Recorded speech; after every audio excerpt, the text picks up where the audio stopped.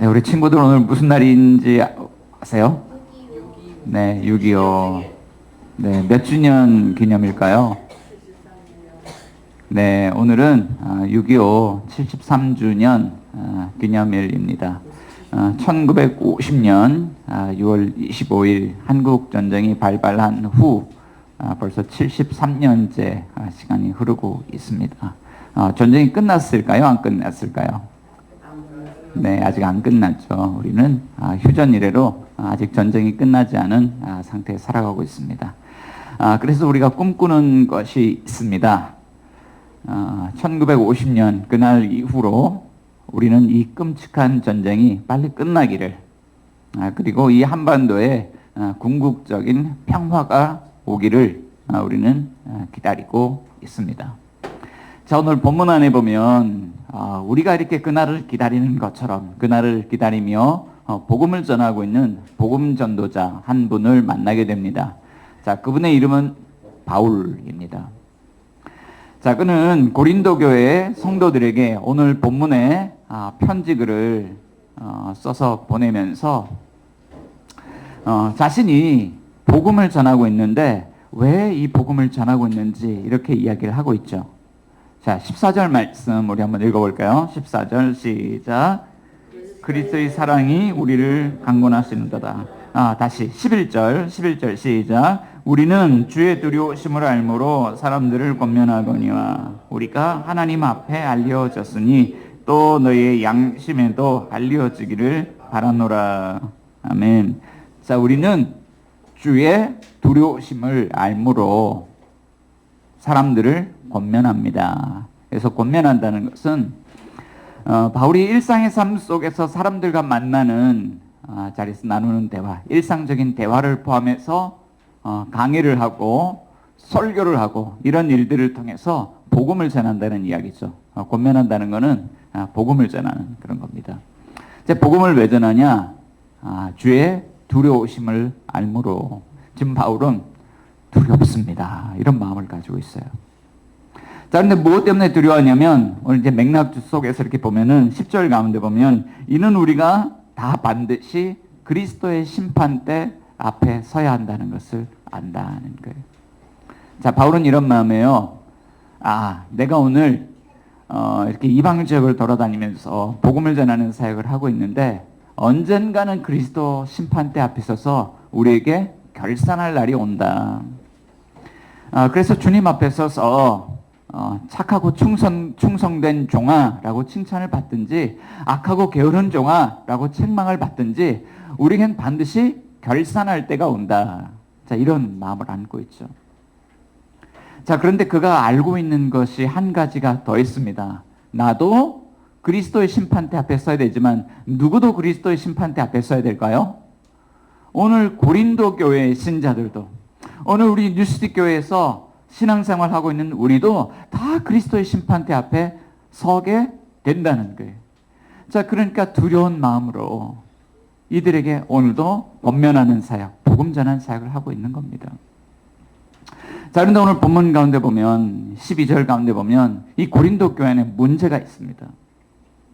자, 12절 말씀 안에 보면 어떤 자랑거리에 대하여 이야기를 하고 있는데 지금 고린도 교회 신자들 가운데 교회의 외모를 자랑하는 사람들이 있는 거예요. 교회의 외적인 것을 자랑합니다.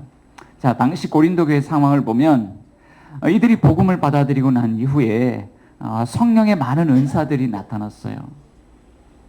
그래서 아주 신비로운 일들이 많이 일어났습니다. 자, 그런데 고린도 교회 신자들이 뭘 자랑하면서 살아가냐면 그 일들을 자랑하면서 살아가요. 야, 우리 교회에 이런 일이 일어났어. 우리 교회에 이런 은사가 충만해. 우리 교회에 이렇게 방언이 충만해. 그러면서 이 은사들을 자랑하는 겁니다. 자, 근데 12절 가운데 보면 사람들이 어떻게 반응하냐면 미쳤다.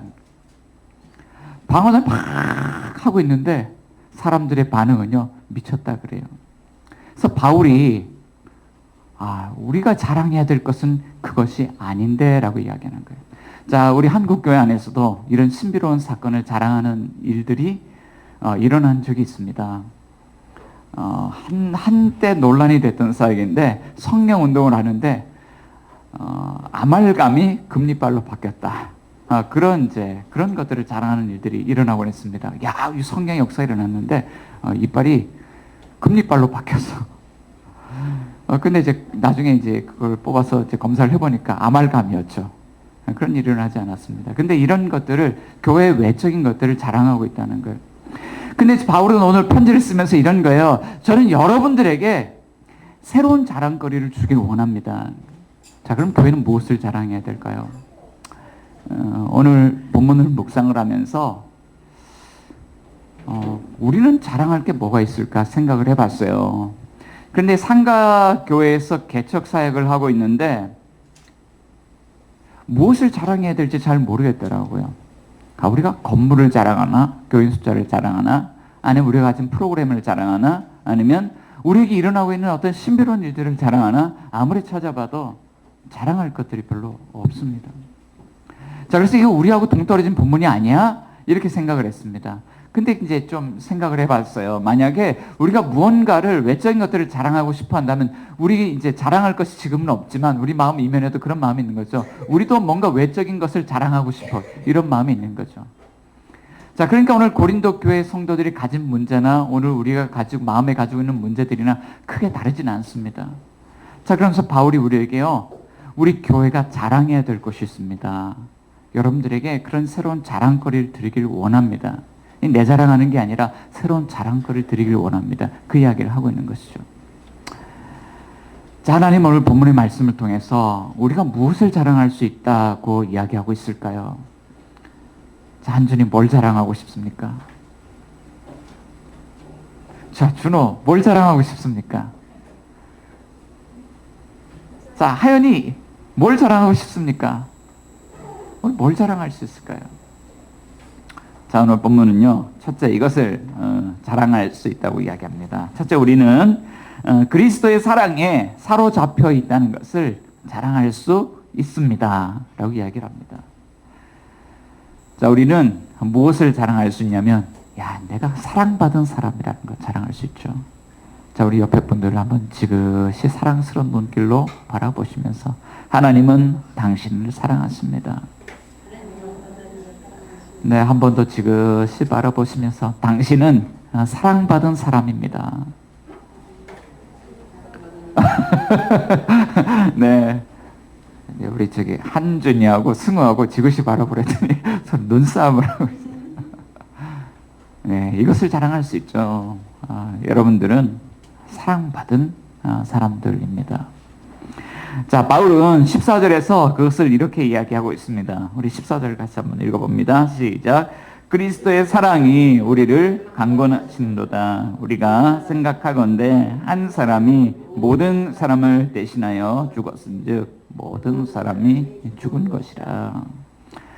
그리스도의 사랑이 우리를 강권하신다 그래요. 자, 강권하다라는 이 단어는 국어사전에 찾아보면 이런 뜻이에요. 내가 하기 싫은 것을 억지로 권한다. 강권하다는 거, 하기 싫은데 억지로 권한다, 이런 뜻이에요.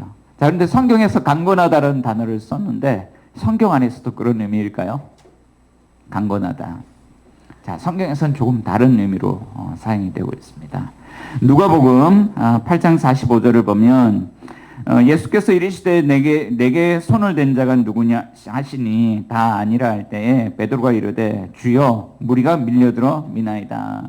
이런 구절이 있습니다. 12의 혈루증을 앓았던 여인이 사람들이 많이 모여있는 곳에 내가 예수님 옷자락이라도 잡으면 내 병이 낫겠다는 생각이 들었습니다. 그래서 뒤에 가서 옷자락을 잡았습니다. 자, 그때 예수님이 자신에게서 능력이 빠져나간 줄 아셨죠. 그리고 묻습니다. 내게 손을 댄 자가 누구냐? 자, 그때 예수님과 제자들 사이에 오고 간 대화의 내용이 이 구절이에요. 베드로가요, 주여 무리가 밀려들어 미나이다 하는 거예요. 근데 강권하다는 뜻이 이런 뜻입니다. 무리에게 에워싸여서 막 밀려가는 거야. 어디론가 사람들에게 에워싸여서 막 밀려가는 겁니다. 축구하다 보면 밀려가서 막 넘어질 때도 있죠. 이게 이제 강권하다는 뜻입니다. 자, 그런데 또 다른 용례를 찾아보니까 사도행전 18장 5절에서는 이렇게 사용이 됐습니다. 하나님의 말씀에 붙잡혀. 하나님 말씀에 붙잡혀서 끌려가는 상태가 강권하다라는 단어의 뜻입니다. 자, 그러니까 이런 거예요. 강권하다라는 것은 한글 사전에 보면 내가 하기 싫은 것을 억지로 하도록 권한다라는 뜻을 갖고 있는데, 성경에서는 그거 내가 하기 싫은 일이 아니라 하나님이 원하시는, 하나님이 우리에게 원하시는 삶의 목적대로 우리가 밀려나간다, 끌려간다, 그런 의미가 강권하다라는 그런 단어의 뜻이라는 거예요. 자, 그런데 재미있는 것은요, 그리스도의 사랑이 우리를 강권하실 때 우리의 삶이 어떻게 변하냐면 급진적으로 변화되더라는 거예요. 갑자기 사람이 변해요. 바울은 이 표현을 반복하면서 예전에 그의 삶이 어땠고 오늘 그의 삶이 어떤지를 14절부터 16절에서 말하고 있죠. 자, 16절. 예전에 그는 이렇게 살았습니다. 16절 같이 한번 읽어볼게요. 시작. 그러므로 우리가 이제부터는 어떤 사람도 육신을 따라 알지 아니하노라. 비록 우리가 그리스도도 육신을 따라 알았으나 이제부터는 그같이 알지 아니하노라. 16절 보면 똑같은 표현이 두 번 반복됩니다. 이제부터는 육신을 따라 알지 아니하노라. 자, 이제부터는 그같이 알지 아니하노라. 자, 바울이 이전까지 어떤 삶을 살았습니까? 그리스도의 사랑에 붙잡히기 전에 바울은 내가 육신을 따라하는 삶을 살았다 고백해요. NIV 영어 성경을 보면 이거를 worldly point of view, 세상적인 관점으로 사람들을 바라보았다. 그리스도를 세상적인 관점으로 바라보았습니다. 자, 그리스도를 세상적인 관점으로 바라보면 그리스도는 어떤 사람일까요? 예수님 어떤 사람일까요? 그는 유대인입니다. 그는 갈릴리 어촌 출신입니다. 그는 목수의 아들입니다. 그는 정말 별 볼 일 없는 사람입니다. 자, 그럼에도 그에게는 엄청난 능력이 있었죠. 공생의 사역을 하면서 많은 환자들을 치유합니다. 많은 귀신 들린 자를 자유케 합니다.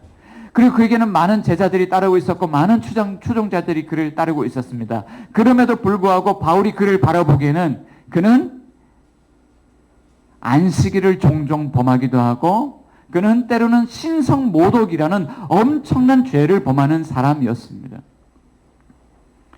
자, 그러니까 그가 보기에는 예수님이 십자가에 못 박혀 죽으셨는데 그가 받아들이기에는 그는 율법의 저주를 받아 죽어도 마땅하다, 그런 생각을 가지고 있는 거예요. 그러니까 그 이후에 바울이 어떤 삶을 살아갑니까? 사도행전 9장 1절과 2절 말씀 가운데 보면 그는 이래요. 바울이 인생이 변화되기 전에 그는 사울이라는 이름을 가지고 있었죠. 자, 청년 사울입니다. 사울이 주의 제자들에 대하여 여전히 위협과 살기가 등등하여 대제사장에게 가서 다메섹으로 회당에 가져갈 공문을 청하니 이는 만일 그 도를 따르는 사람을 만나면 남녀를 막론하고 결박하여 예루살렘으로 잡아오려 함이라. 위협과 살기가 등등해서 그리스도와 교회를 핍박하고 박해하는 삶을 살았죠. 자, 그리고 자신도 이렇게 고백해요. 디모데전서 1장 3절 13절 가운데 보면 내가 전에는 비방자요 박해자요 폭행자였다. 내가 죄인 중에 괴수였다 라고 이야기를 하고 있습니다. 바울이 어떻게 변화되었을까요? 자, 오늘 본문 14절과 15절 한번 읽어봅시다. 바울은 이렇게 변했어요. 시작. 그리스도의 사랑이 우리를 강권하시는도다. 우리가 생각하건대 한 사람이 모든 사람을 대신하여 죽었은즉 모든 사람이 죽은 것이라. 그가 모든 사람을 대신하여 죽으심은 살아있는 자들로 하여금 다시는 그들 자신을 위하여 살지 않고 오직 그들을 대신하여 죽었다가 다시 살아나신 이를 위하여 살게 하려 함이라. 자, 15절 가운데 보면 이렇게 이야기를 해요. 다시는 그들 자신을 위하여 살지 않고 오직 그들을 대신하여 죽었다가 다시 살아나신 이를 위하여 살게 하려 함이라. 이것은 이런 고백이기도 하죠. 다시는 나를 위해서 살지 않고 오직 나를 대신하여 죽었다가 다시 살아나시는 이, 그분이 누굽니까? 예수님이요. 예수를 위하여 산다. 자, 이전까지 바울은 지극히 자기 중심적으로 세상을 바라보았습니다. 자기 중심적으로 세상을 보고 판단하는 삶을 살고 자기 뜻대로 뭔가를 결정하고 삶을 살아왔어요. 그런데 어떤 한 사건이 있은 이후로 바울의 인생이 변화가 됐는데 이제는 나를 위해서 자기 중심적으로 살지 않고 나를 대신하여 죽었다가 다시 사신 이 예수를 위하여 그리스도 중심적으로 살기로 결단했다. 변했죠. 어떤 사건이 있었습니까? 14절 가운데 보면 이 사건이에요. 우리가 생각하건대 한 사람이 모든 사람을 대신하여 죽었은즉 모든 사람이 죽었다. 한 사람이 나를 대신하여 죽었다는 것을 깨달았어요. 자, 예수는 이전까지는 율법의 저주를 받아 마땅한 사람인 줄 알았는데 그 예수가 율법의 저주를 받아 마땅한 사람이 아니라 그가 나를 위해서 죽으신 사람. 모든 사람이 죽었는데 그 가운데 나도 포함되어 있었구나. 내가 당신과 원수로 살았는데 어떻게 나 같은 죄인까지도 당신이 나를 살리시기 위해서 죽으실 수가 있습니까? 한 사람이 나를 대신해서 죽었다는 것을 깨달았다. 그 사건 때문에 내 인생에 이제는 더 이상 내 중심적으로 살지 않고 내가 그리스도 중심적으로 살기로 결단했다. 내 삶이 그렇게 변했다라고 고백하고 있는 거예요.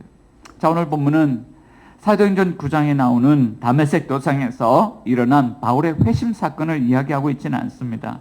자, 그렇지만 그 회심 사건 때문에 바울의 인생의 방향이 완전히 달라졌다는 것을 이야기하고 있죠. 자, 그는 그리스도와 그의 교회를 붙들어서 대제사장에 끌고 가려고 공문을 받아가지고 그 그리스도인들을 추격하기 위해서 다메섹 도상을 걸어가고 있었죠. 그때 그 도상에서 누굴 만났냐면 부활하신 예수님, 하나님과 동등 되신 분, 십자가에 죽으시고 부활하신 그 예수님 만나고 인생이 완전히 그렇게 바뀌었다는 거예요. 자, 그 이후로 바로 이 공공연하게 이방교회를 향해서 나는 이것을 위해서 삽니다. 신앙 고백하는 구절이 있어요. 갈라디아서 2장 20절. 여러분 아마 암송하시는 분들도 여럿 있다고 생각이 되는데요. 한번 암송하실 분들 같이 암송해 보셔도 좋을 것 같아요. 내가 그리스도와 함께 십자가에 못 박혔나니 그런즉 이제는 내가 사는 것이 아니요 오직 내 안에 그리스도께서 사시는 것이 아니라 이제 내가 육체 가운데 사는 것은 나를 사랑하사 나를 위하여 자기 자신을 버리신 하나님의 아들을 믿는 믿음 안에서 산다. 나를 위하여 나를 사랑하사 나를 위하여 자기 자신을 버리신 하나님의 아들, 그 아들을 만나고 내 인생이 그를 위해 살기로 이제는 바뀌었다. 내 인생의 방향이 바뀌었다는 거예요.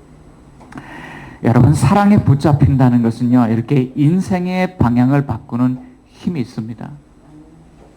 제가 사랑을 해보니까요, 제 인생이 참 희한하게 바뀌더라고요. 총각 시절 제가 오은경 자매를 만나고 갑자기 삶이 달라졌습니다. 당시에 저는 아주 일이 많은 교회에서 사역을 하고 있었는데 이 교회는 제자훈련을 열심히 하는 거예요. 그래서 이제 5시까지, 오후 5시까지 업무를 다 마치고 집에 가서 저녁을 먹지만 이 저녁에 양육을 위해서 다시 교회로 또 출근을 해야 돼요. 그러면 7시부터 보통 한 9시 반, 10시까지 제자훈련이 진행이 됩니다. 근데 9시, 9시 반 사이에 제자훈련이 끝나고 나서 그 사랑하는 오은경 자매가 보고 싶은 겁니다. 저희 집은 일산에 있었고 저희 아내는 강남구 논현역 앞에 살고 있었는데 일산에서 논현역까지 거리가 꽤 돼요. 그런데 9시 반에 차를 타고 가서 만나면 그냥 한 집 앞에서 10분, 20분 얼굴 보고 오는 겁니다. 자, 그런데 10분, 20분 얼굴 보기 위해서 그 밤에 차를 타고 일산에서 강남구 논현역을 가는 거예요. 사랑에 붙잡히면요, 이렇게 삶을 바꾸는 그런 힘이 있어요. 사람이 이상하게 변합니다. 자, 그런데요, 제가 지난주에 민들레라고 하는 청소년 매거진 하나 읽다가 아주 흥미로운 글을 읽게 되었습니다. 자, 그 글 속에서 사랑하는 사랑에 빠진 사람들의 뇌와 마약에 중독된 사람들의 뇌를 사진을 찍어서 비교를 했습니다. 그런데 놀랍게도 그 사진이 정확하게 똑같이 생긴 겁니다. 자, 무언가에 중독된 사람들의 뇌가 사랑에 빠진 사람들의 뇌와 똑같이 생겼습니다. 자, 사랑에 빠진 사람들이 그 뭔가를 얻기 위해서 이상한 행동을 하는 것처럼 중독에 빠진 사람들은요, 내가 아니라 내가 원하는 것을 하기 위해서 무언가 자극적인 것을 계속 하게 돼요. 자, 그래서 무언가 중독된 것을 고치려고 이걸 다르게 한번 바꿔봐야지 그랬는데 이 중독된 것의 종류가 다른 걸로 바뀌는 거예요. 다른 거에 중독되는 거죠. 그러니까 무언가 자극을 계속 조사하는 방법은요, 이게 무언가 다른 것에 중독되는 것으로 옮겨올 가능성이 가장 큽니다. 자, 그런데 과학적으로 검증된 거예요. 우리가 중독에서 아주 건강하게 벗어나는 길이 있습니다. 자, 그것은 그리스도의 사랑에 사로잡히는 거예요. 그런데 내가 원하는 무언가를 하기 위해서 이제 계속 뭔가 자극을 주는 것이 아니라 그리스도의 사랑에 붙잡히기 때문에 우리의 인생의 방향이 달라지는데, 자기중심적인 삶이 아니라 하나님이 원하시는 삶, 그리스도 중심적인 삶으로 삶이 옮겨가게 된다는 것을 우리 이야기를 하고 있죠. 자, 오늘 하나님이 저와 여러분들에게 묻습니다. 하나님이 우리에게 그리스도의 사랑을 부어주셔서 우리의 삶을 강권하고 있는데, 여러분의 마음속에도 그리스도의 사랑이 강권하고 있습니까? 묻고 있는 거예요. 자, 그럼 하나님이 그리스도의 사랑으로 우리를 강권하시는 이유는 뭘까요? 하나님 왜 그렇게 하실까요? 자, 오늘 이제 진짜 우리가 나누고 싶은 이야기는 이거죠. 자, 하나님이 우리를 통해서 이 세상을 그리스도의 사랑으로 초대하기를 원하신다는 거예요. 우리를 통해서 하나님이 세상을 그리스도의 사랑으로 초대하기를 원하신다는 거예요. 자, 본문은 우리에게요, 그리스도의 사랑을 부어주신 분이 누구인지에 대해서 좀 더 자세하게 소개하고 있습니다. 자, 본문 17절, 우리 17절 말씀 다 같이 외워볼까요? 자, 그런즉 시작. 그런즉 누구든지 그리스도 안에 있으면 새로운 피조물이라, 이전 것은 지나갔으니 보라 새 것이 되었도다. 자, 이게 새로운 피조물이라는 말이 나오죠. 자, 직접적으로 하나님이 뭘 하셨다라고 이야기하지 않지만 새로운 피조물, new creation 이라는 이 말 속에 하나님이 어떤 분인지를 이야기를 하고 있어요. 하나님은 창조하신 하나님. 자, 그런데 태초에 하나님이 천지를 창조하실 때 하나님 모든 것을 만들고 창조 사역이 끝난 것이 아니라 지금 이 순간에도 하나님은 창조 사역을 지속하고 있어요. New creation. 누구를 통해서? 그리스도 안에 있는 믿는 사람들, 우리를 통해서. 그럼 그 새로운 피조물이 뭡니까? 자, 우리는 이것을 아주 개인적인 차원에서 이해를 합니다. 야, 나는 새로운 피조물이에요. 그런데 오늘 본문은요, 그리스도 안에 있는 사람들, 공동체적으로 본문을 바라보고 있습니다. 이 공동체가 이 뭐냐? 그리스도 안에 있는 사람들을 새로운 피조물로 만들었어요. 우리는 그 이름을 이렇게 부릅니다. 하나님의 자녀라고 부릅니다. 하나님의 거룩한 백성이라고 부릅니다. 성령의 전이라고 부릅니다. 그리스도의 신부라고 부릅니다. 그리스도의 친구라고 부릅니다. 자, 이것이 무엇입니까? 새로운 피조물이요, 바로 교회입니다. 하나님은 오늘도 멈추지 않고 창조 사역을 지속하고 있는데, 하나님 교회를 짓는 사역을 하고 있다. 추동로 91번 길 8, 302호 성광빌딩, 이곳에서 하나님 뭘 하십니까? 우리가 교회 개척 사역을 하고 있는 것처럼 보이지만 성경은 이렇게 이야기를 하고 있어요. 하나님이 교회를 만들고 계신다는 거예요. 자, 하나님이 어떻게 창조하실까요? 하나님이 태초에 이렇게 창조하셨습니다. 태초에 하나님이 천지를 창조하시니라. 하나님이 이르시되 빛이 있으라 하시니 빛이 있었고. 하나님이 무엇으로 세상을 창조하십니까? 말씀으로. 자, 그런데 하나님이 말씀만 가지고 세상을 창조하는 것은 아닙니다. 혼돈과 흑암이 그 가운데 가득한데 수면 위에 운행하시는 분이 있습니다. 이 말씀을 가지고 창조 사역에 관여하십니다. 누구실까요? 하나님의 영이 수면 위에 운행하시니라. 하나님이 말씀을 가지고 성령님과 함께 연합하여서 이걸 하고 계시는 거예요. 자, 그런데 오늘 본문 속에서 하나님이 지금도 창조 사역을 진행하고 있다고 하는데, 과연 오늘도 하나님이 교회를 그렇게 짓고 있을까? 본문 19절 말씀 가운데 보면 하나님이 이것을 재료로 교회를 세우시죠. 19절, 곧 하나님께서 그리스도 안에 계시사 세상을 자기와 화목하게 하시며 그들의 죄를 그들에게 돌리지 아니하시고 무엇을 화목하게 하는 말씀을, 화목하게 하는 말씀을 가지고 교회를 지으시는데, 자, 여기에 성령님이 함께 하시죠. 자, 본문 앞으로 쭉 올라가서 5장 5절 한번 봅니다. 5장 5절 시작. 곧 이것을 우리에게 이루게 하시고 보증으로 성령을 우리에게 준 이는 하나님이시니라. 자, 화목하게 하는 말씀을 붙잡고 살아가는 신자들 가운데 하나님이 누구를 보내시냐면 성령을 부으신다. 자, 이것을 통해서 말씀 가운데 성령님이 역사하신데 무엇이 일어나냐면 그리스도 안에 있는 새로운 피조물, 바로 교회를 하나님이 지으시더라는 거예요. 자, 그런데 하나님이 교회 왜 지으실까요? 하나님 왜 우리 뉴시티 교회 세우기를 원하실까요?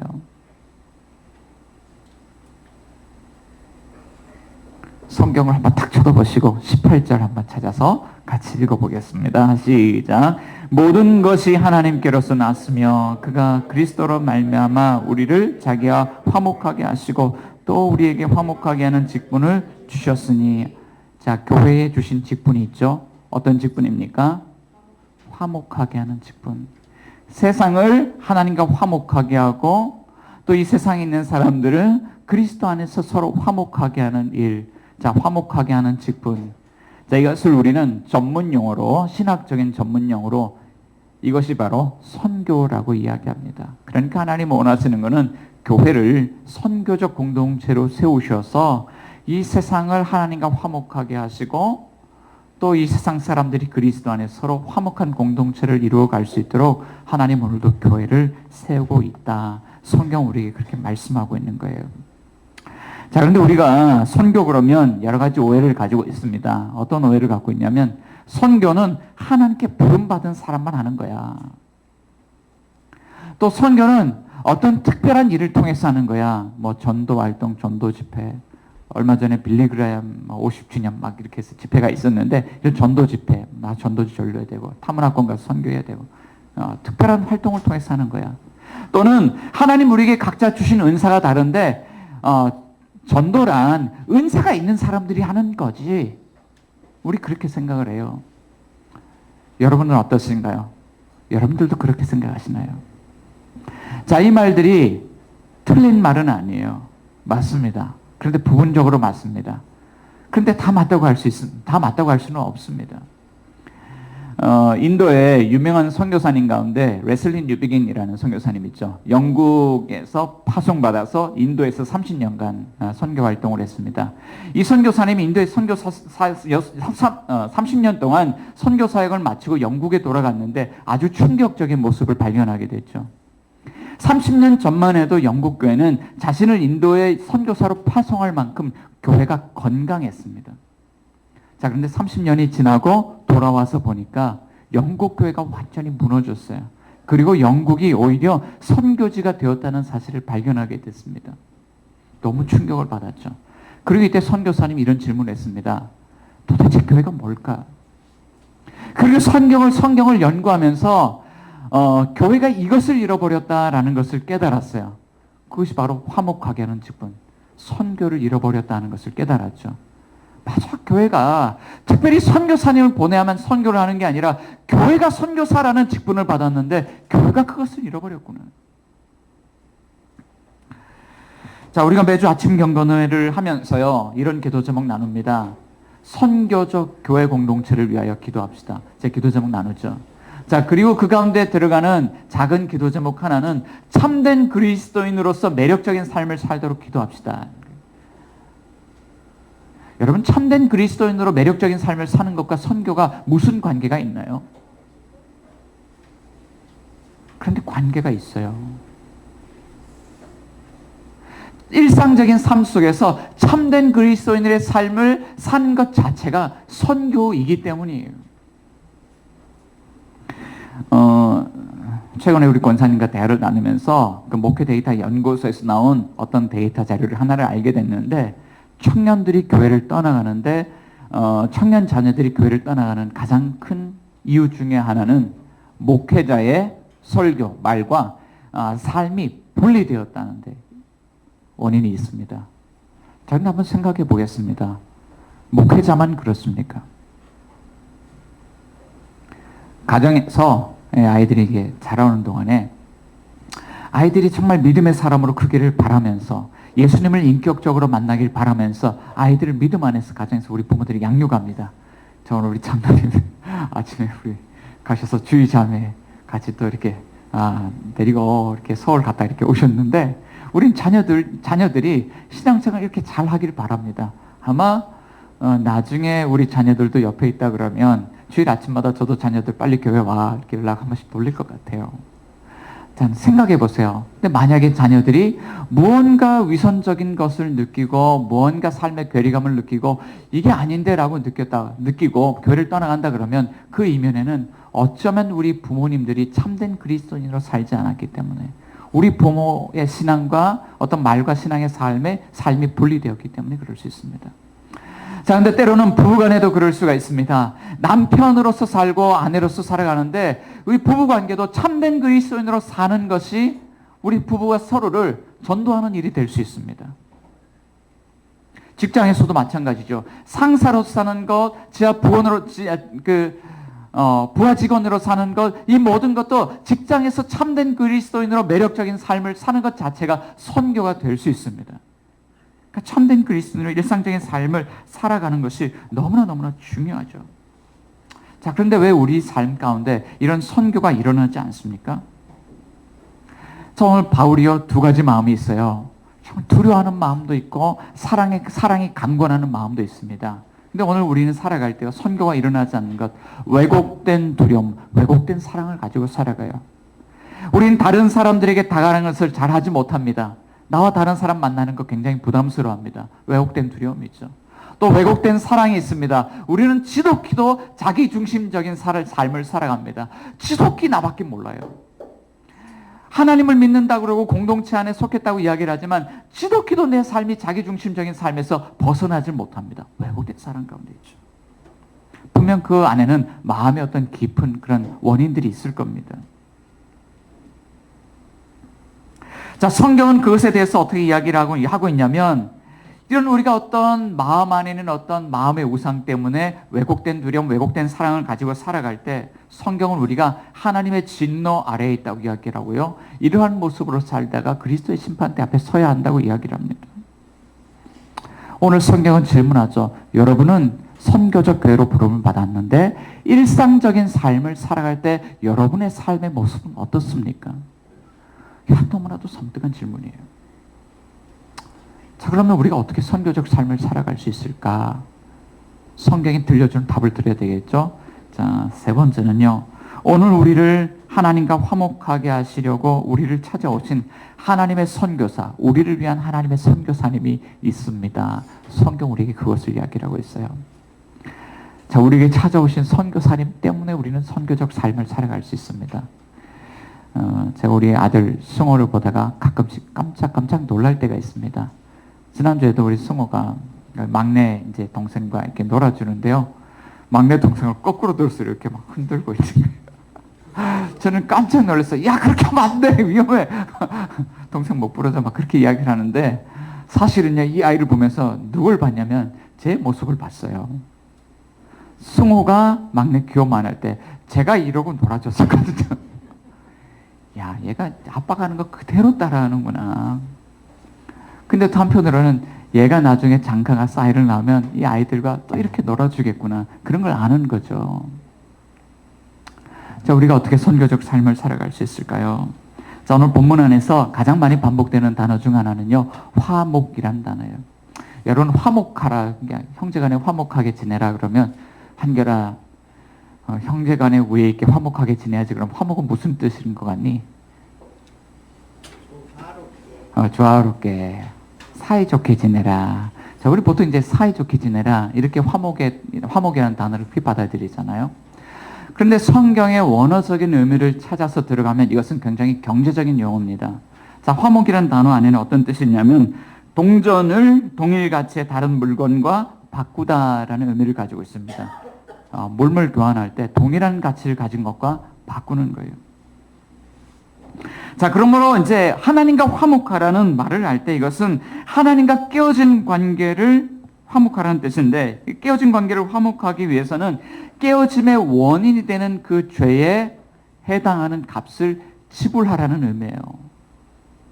자, 그런데 성경이 그 값에 대해서 이렇게 이야기를 합니다. 로마서 6장 23절, 죄의 싹은 사망이라. 하나님과 화목하기 위해서 우리는 뭘 지불해야 되냐면 생명을 내줘야 됩니다. 하나님의 진노의 심판을 받아야 합니다. 자, 그런데 성경을 읽어보면 이 성경 안에는 하나님이 그 값을 지불하기 위해서 하나님으로부터 보냄받은 선교사가 있다는 것을 이야기를 해주는 거예요. 오늘 마지막으로 이 구절 찾고 우리 말씀 마무리하려고 합니다. 요한일서 2장 한번 찾아봅시다. 요한일서 2장.